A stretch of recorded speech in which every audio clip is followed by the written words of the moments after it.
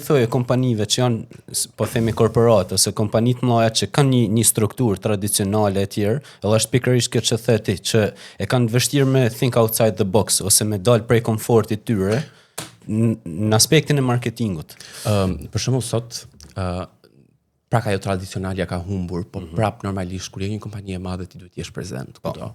Është më se normale. Por sot po fokusohet shumë media sociale. Janë kudo, gjithandej duhet jesh, në çdo media sociale, pavarësisht tipologjisë që ti merr. Për shembull, para një shembull TikTok, e kuptoj që shumë kompani nuk e operojnë. Po në fund fare nuk duhet harruar qëllimi, që ti duhet promovosh kompaninë tënde. Pastaj ajo çfarë është më e çuditshme, që unë e kam parë dhe shpesh në tregun e punës tonë në marketing, shumë kompani investojnë në marketing, bëjnë një boom marketingu, e shesin atë, ka një sukses në marketingun që kanë bërë dhe e kanë shitur gjithë produktin e tyre dhe kanë arritur një lloj niveli dhe nuk janë më askund, nuk i shef më.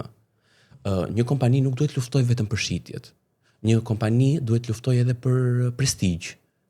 Pra, ti pavarësisht gjithë shitjeve dhe një kompani shumë e mirë, bëje on top. Trego që pavarësisht gjitha ti investon në marketing dhe thuaj gjithëve që shikon, prap jam këtu. Pavarësisht unë nuk kam nevojë të bëj marketing, po unë jam këtu.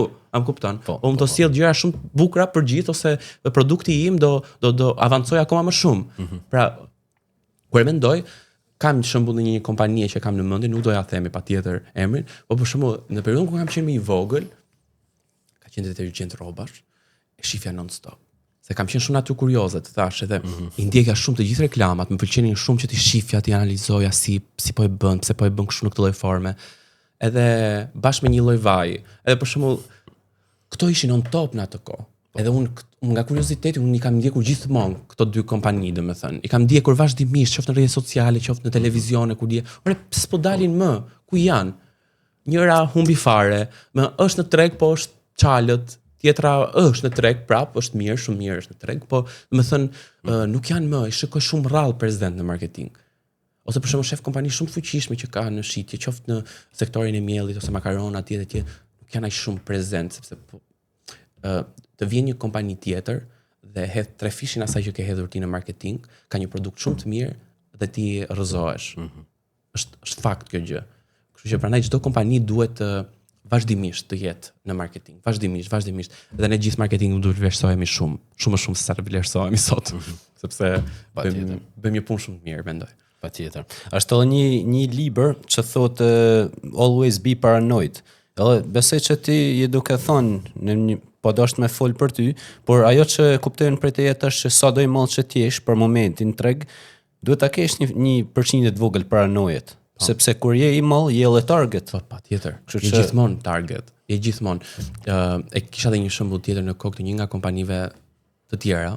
Për shembull, në Shqipëri, po marr prapë një shembull tjetër.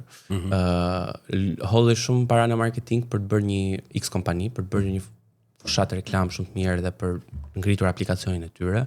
Ishin on top deri para 2 vitesh. Ishin shumë on top. Dhe normalisht filloi duke deliruar në përqindje që merrnin mbi gjëra që bën.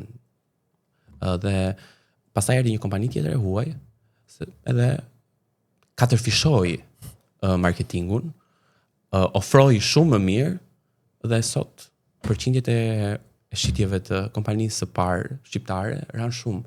Unë për shembull jam shumë pro mbështetjes së kompanive shqiptare. Unë përpiqem gjithmonë të blej shqip, kur i thonë, të mbështes gjithmonë. Nëse dua të blej diçka, blej më mirë te kjo gjëja që është e prodhuar nga ne.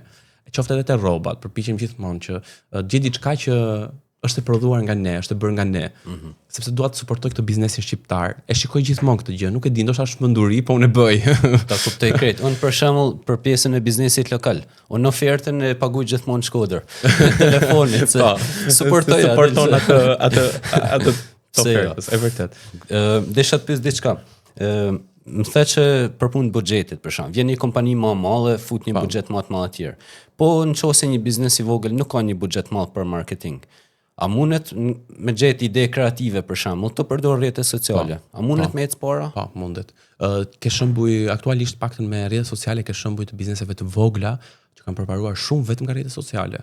Edhe me buxhete shumë minimaliste. Që shpesh herë janë futur dhe vetë pronarët e atyre kompanive janë futur prezent nëpër video. Vetëm që biznesi i tyre dhe kanë pasur rezultat. kanë pasur sukses. Edhe pse jo? Pra edhe me gjëra të vogla mund të bësh gjëra shumë të bukura. Por normalisht duhet të segmentojmë atë kompani që ne po flasim. Pra është ndryshe kur flet këtu dhe është ndryshe kur flet këtu. Se kur flet për kompani të mëdha, ti përpost është ajo prestigji që të them, që të thash pak më parë, përpost që ti investon në gjithë kanalet e tua të marketingut, edhe do të jesh edhe prezent në mediat tradicionale, ti patjetër do jesh edhe në rrjetet sociale dhe buxhetin e ke më të lartë. Do të bësh gjëra akoma më të bukura. Kurse bizneset e vogla rrin në atë nivel, pra po ta vësh re janë gjithmonë në rrjetet sociale dhe nuk dalin kurrë nga ajo e rrjeteve sociale, por patjetër që kanë pas sukses dhe do kenë sukses. Patjetër që do kenë sukses.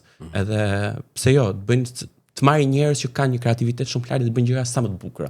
Edhe unë jam shumë i lumtur kur shoh biznese të vogla, biznese edhe të mëdha që kanë ecur shumë përpara në marketing, në shitje, janë pasuruar, nuk e di, po mua më pëlqejnë shumë njerëzit që kanë filluar nga zero.